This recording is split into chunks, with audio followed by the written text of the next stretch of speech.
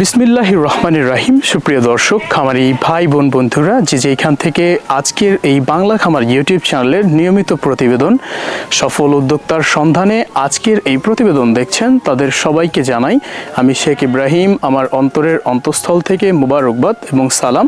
আসসালামু আলাইকুম। আশা নয় বিশ্বাস যেখানে রয়েছেন, সুস্থ রয়েছেন, সুন্দর রয়েছেন। আজকে আমরা উপস্থিত হয়েছি আমাদের নিজ জেলা সিরাজগঞ্জ জেলার সর্বশেষ প্রান্ত কাজীপুর উপজেলার চর জোরবাড়ি গ্রামে। এই গ্রামের একজন নতুন উদ্যোক্তা, একজন নতুন খামারি নজরুল ভাইয়ের কাছে এসেছি। নজরুল ভাইয়া নতুন একজন উদ্যোক্তা, নতুন খামারি। তিনি 550 হাঁসের বাচ্চা নিচ্ছে। কোথায় থেকে নিচ্ছে, কি জাতের হাঁসের বাচ্চা নিচ্ছে এবং তিনি এর আগে বিগত দিনে হাঁস খামার পেশার সাথে সম্পৃক্ত ছিল কিনা, এই সংক্রান্ত নানান তথ্য জানবো আজকের এই প্রতিবেদন জুড়ে। তো চলুন বেশি দেরি না করে আমরা চলে যাই অতি দ্রুত আজকের এই প্রতিবেদনে, জানার জন্য চেষ্টা করি এই নতুন উদ্যোক্তার ভবিষ্যৎ প্ল্যান প্রোগ্রাম কি।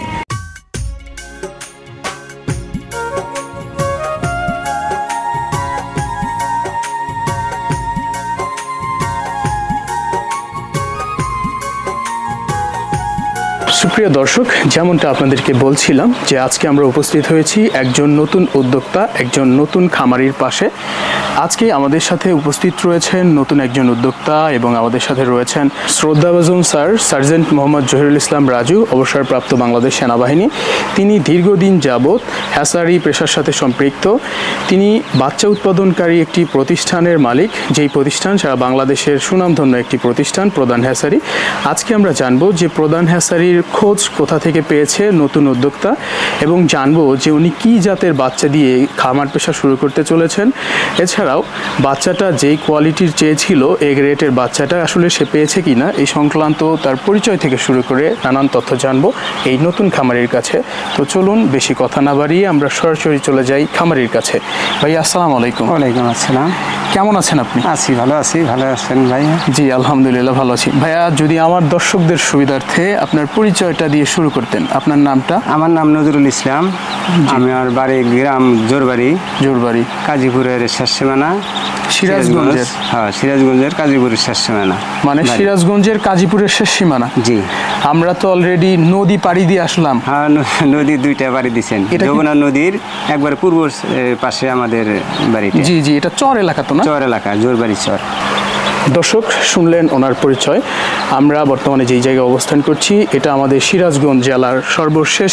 দর্শক, আমরা খামারির কাছ থেকে জানবো যে প্রধান হ্যাসারির সন্ধান কোথায় থেকে পেয়েছে এবং কি জাতের বাচ্চা উনি চেয়েছিলেন। তো ভাইয়া, আপনি এই প্রধান হ্যাসারির খোঁজ কোথা থেকে পেয়েছেন?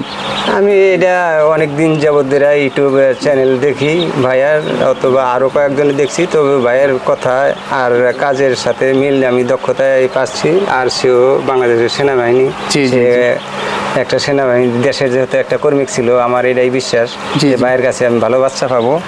আমি এই আশায় পরে ভাইয়ের বাসায় চলে গেছিলাম। আমি তার ওখানে যা বাচ্চা অথবা দেখে আমার খুব মুগ্ধ। আমি ভালো মানের এ গ্রেডের বাচ্চা আমাকে দিবে। আমি আল্লাহ ইনশাল্লাহ আজকে আমি এ গ্রেডের বাচ্চা সহ ভাইয়া নিয়ে আমার বাড়িতে আসছে। আমি 5,000 টাকা ওখানে বুকিং দিয়ে আসছিলাম।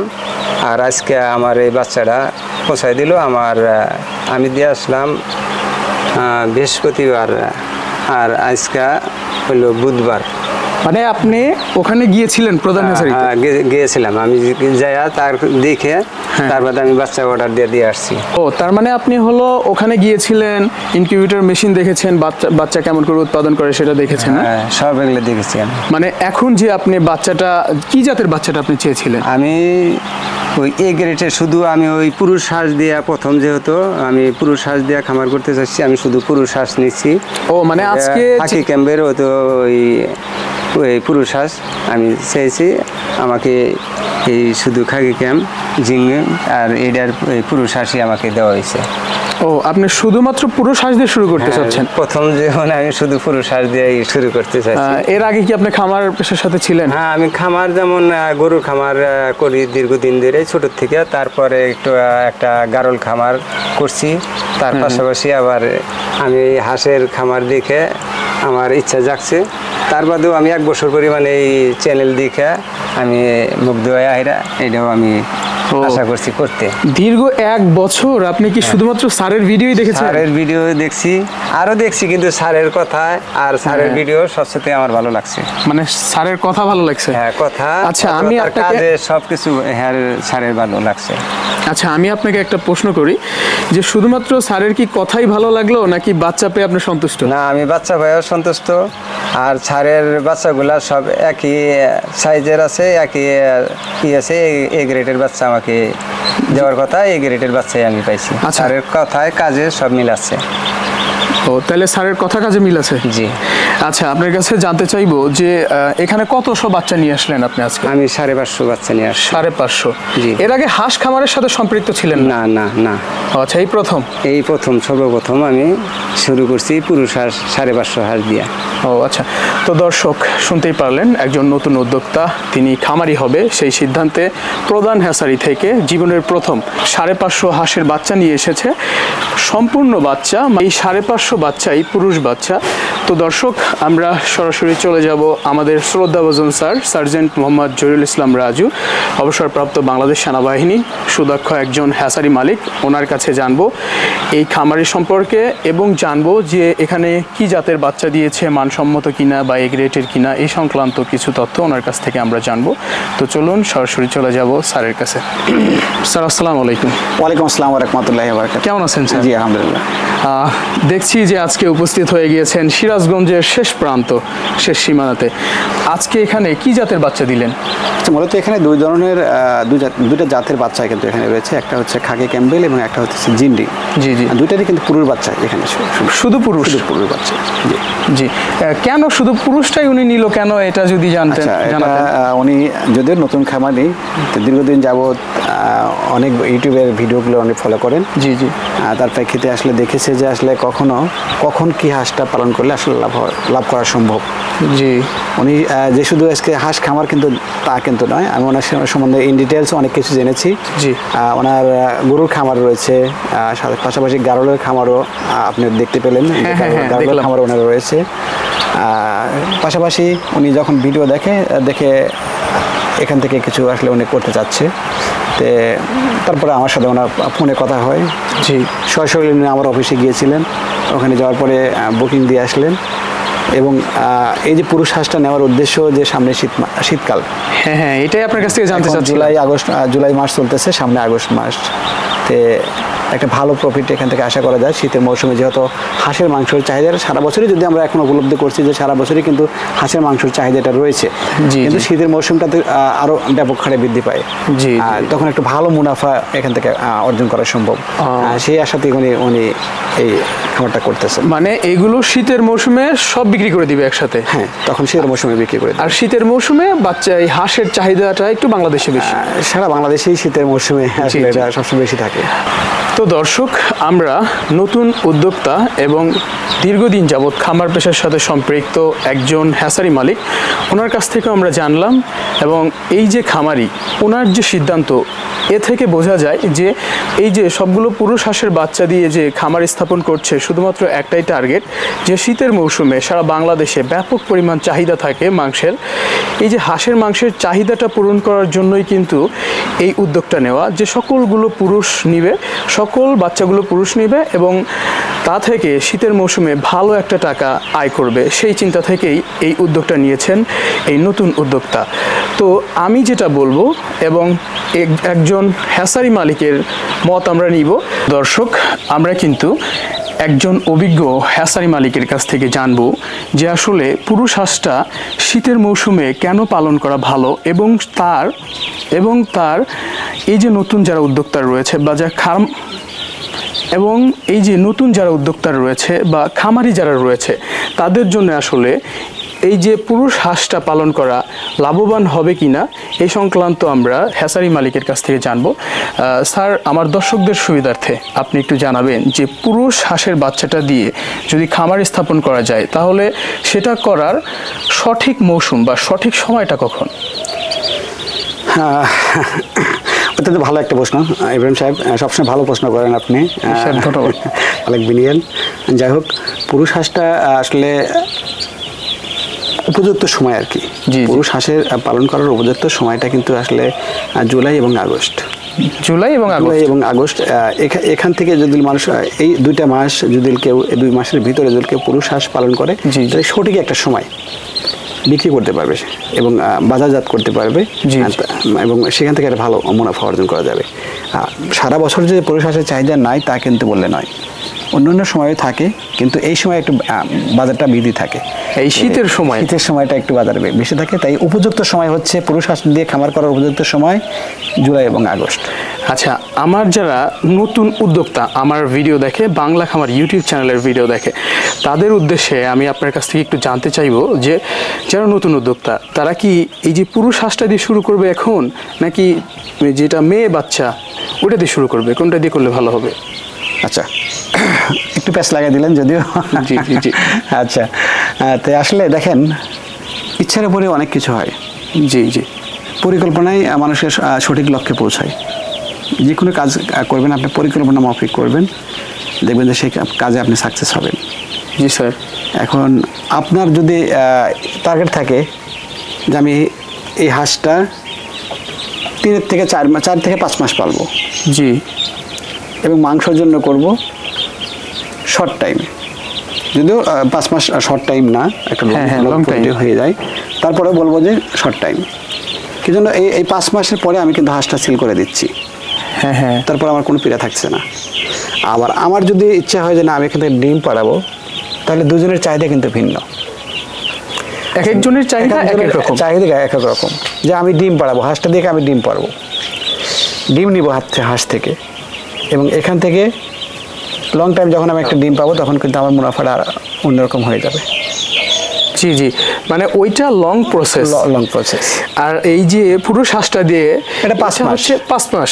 আর একটা মহিলা হাঁস আপনি কিন্তু 18 মাস আপনি ডিমই পাবেন। হ্যাঁ হ্যাঁ, 18 মাসের পরে যা আপনি বিক্রি করে দিতে পারবেন। তখন যে ডিম পাবেন না তা না, ডিম পাবেন, কিন্তু খাবার যে খাওয়াবো আর ডিম যে পাবো তার থেকে একটু ভিন্নতর হয়ে যায়, যে এই জন্য লসে মানে সমান সমান হয়ে যায়। হ্যাঁ হ্যাঁ, তাহলে যারা নতুন উদ্যোক্তা যার যার যেটা চাহিদা মতো যার মতো খামার স্থাপন করতে পারবে। তবে শর্ট প্রজেক্টের জন্য যদি হয় তাহলে আমি বলবো পুরুষ হাঁসটা। ও আচ্ছা, তো দর্শক যেমনটা শুনছিলেন একজন অভিজ্ঞ হ্যাসারি মালিকের কাছ থেকে, প্রধান হ্যাসারির কর্ণধর সার্জেন্ট মোহাম্মদ জহিরুল ইসলাম রাজু, ওনার কাছ থেকে যে কথাগুলো শুনছিলেন, উনি কিন্তু ইতিমধ্যে সারা বাংলাদেশের খামার রিলেটেড, বিশেষ করে হাঁস খামার রিলেটেড ব্যাপক পরিমাণ জনপ্রিয় একজন ব্যক্তি। কারণ ওনার এমন কোনো খামার নেই বা খামারই নেই যার সাথে ওনার ভালো একটা কমিউনিকেশন বা ভালো একটা আন্ডারস্ট্যান্ডিং নেই। উনি সারা বাংলাদেশের সকল খামারিদের পাশে দিনরাত 24 ঘন্টা থেকে যান। তো দর্শক, এই ছিল আজকের প্রতিবেদন। আজকে আমরা জেনেছি নতুন উদ্যোক্তার কি প্ল্যান প্রোগ্রাম, এবং জেনেছি একজন অভিজ্ঞ হ্যাসারি মালিকের কাছ থেকে যে কোন জাতের বাচ্চা বা কোন বাচ্চা দিয়ে বর্তমান মৌসুমে বর্তমান সময়ে খামার করলে আপনি লাভবান হতে পারবেন, সেই সকল তথ্য।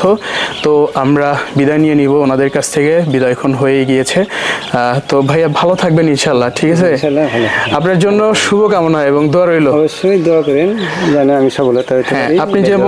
আপনি যেরকমটা গারলের খামার করেছেন, গরুর খামার করেছেন, সেখান থেকে সফল আমি চাইবো ইনশাল্লাহ আপনি যেন হাঁস খামারে সফল হন, নাকি? সবার কাছে দোয়া চাই যাতে আমি এই হাঁসের খামারেও এরকম সফল হতে পারি। জি ইনশাল্লাহ, ভালো থাকবেন আপনি। তো দর্শক, আমরা যাবার বেলায় স্যারের কাছ থেকে আরেকটি প্রশ্ন নিয়ে নিব। স্যারের কাছ থেকে আমরা জানবো যেই চর এলাকায় আমরা অবস্থান করছি, স্যার তো নিজে এসে এই এলাকাটা দেখে গেল, এই এলাকাটাতে আসলে পর্যাপ্ত পরিমাণ হাঁসের খাবার আছে। এই জন্য আমরা স্যারের কাছ থেকে জিজ্ঞাসাবাদ করব যে এই জায়গাটাতে হাঁস পালন করার জন্য সঠিক জায়গা কিনা এবং হাঁস কীরকম করে পালন করা যাবে এই জায়গাটাতে, এটা ওনার কাছ থেকে জানবো। তো স্যার, এই যে জায়গাটা দেখলেন, এটা তো চর এলাকা, নদীবাহী এলাকা, এই জায়গাটাতে কি আসলে হাঁস পালন করা সম্ভব? বা বড় আকারে কেউ যদি চায় যে একটা প্রজেক্ট দাঁড় করাবে এখানে, সে কি পারবে আসলে? আচ্ছা ইব্রাহিম সাহেব, হয়তো আসার পথে যখন নৌকাতে আমরা ছিলাম, আপনি দেখেছেন যে ভাই আমাকে হাত দিয়ে দেখাচ্ছিল যে এই এলাকা, এখান থেকে এই এলাকা জুড়েই পুরো মৌসুমটাই সারা বছর জুড়ে কিন্তু পানি থাকে। হ্যাঁ, এবং এই পানিতে প্রচুর পরিমাণ শামুক রয়েছে। জি জি, আমরা দেখতে পারলাম যে অনেক শামুক রয়েছে। তো উনি যে এলাকাটা আমাকে দেখিয়েছেন, এখানে যদি কেউ ইচ্ছা করে 15 থেকে 20 হাজার হাঁস অনায়াসে পালন করতে পারবে। এবং ভাইয়ের এই জন্যই ভাইয়ের এখানে আমার আসার একটা উদ্দেশ্য ছিল। আমি এত কষ্ট করে যমুনা পাড়ি দিয়ে জি অনেক কষ্ট করে আসলাম রোদের ভিতর দিয়ে। আসলে এলাকার মানুষ অনেকেই ফোন করে বলে যে ভাই একটু আসেন, আমাদের এলাকাটা দেখে যান, হাঁস খামারের জন্য উপযোগী কিনা। জি, তা আমি আজকে দেখে গেলাম হাঁস খামারের জন্য এই এলাকাটা অত্যন্ত উপযোগী, পারফেক্ট একটা জায়গা। জি, তো যে কেউ চাইলেই এখানে কেউ খামার স্থাপন করতে পারে। ধন্যবাদ স্যার, আমার দর্শকদের সুবিধার্থে আপনি খুব ভালো এবং ইম্পর্টেন্ট কিছু তথ্য দিয়েছেন। বিদায় নিয়ে নিব ইনশাআল্লাহ, দেখা হবে আবার অন্য কোনো ভিডিওতে। ভালো থাকবেন ইনশাআল্লাহ। এবং আপনার জন্য আমার অন্তরের অন্তঃস্থল থেকে দোয়া এবং ভালোবাসা। আপনি যেন যেরকমভাবে খামারিদের পাশে রয়েছেন, সারাটা জীবন যেন খামারিদের পাশে বিলিয়ে দিতে পারেন ইনশাআল্লাহ। ভালো থাকবেন স্যার। আসসালামু আলাইকুম। ওয়ালাইকুম আসসালাম ওয়া রাহমাতুল্লাহ। তো দর্শক, আমরা সর্বশেষ যেই জায়গায় বর্তমানে অবস্থান করছি এটা হচ্ছে সিরাজগঞ্জ জেলার কাজীপুর উপজেলার সর্বশেষ প্রান্ত। নজরুল ভাই নতুন একজন উদ্যোক্তা, উনি 550 হাঁস দিয়ে প্রথম শুরু করছেন। ওনার কাছ থেকে সর্বশেষ আপডেট ছিল আজকের এই প্রতিবেদনে। তো এই ছিল আজকের প্রতিবেদন। সবার সুস্থতা এবং দীর্ঘায়ু কামনা করে আজকের এই প্রতিবেদন শেষ করতে চলেছি। শেষ করার আগে আপনাদের উদ্দেশ্যে একটা কথা বলেই যাই। তো আমরা বাংলা খামার ইউটিউব টিম সারা বাংলাদেশের সকল খামারে ঘুরে ঘুরে সফলতা এবং ব্যর্থতার গল্প তুলে ধরার জন্য চেষ্টা করি। তার জন্যই আপনারা যারা খামারি রয়েছেন বা নতুন উদ্যোক্তা রয়েছেন, চাইলে পারেই আমাদের বাংলা খামার ইউটিউব চ্যানেল সাবস্ক্রাইব করে রাখতে পারেন। কারণ আমাদের এই ইউটিউব চ্যানেলে সকল প্রকার হাঁস খামার রিলেটেড তথ্য সবসময় সবার আগে দিয়ে থাকি আমরা। ভালো থাকবেন সবাই, সবার সুস্থতা এবং দীর্ঘায়ু কামনা করে শেষ করছি আমি শেখ ইব্রাহিম। তো ভালো থাকবেন, সুস্থ থাকবেন। আল্লাহ হাফেজ।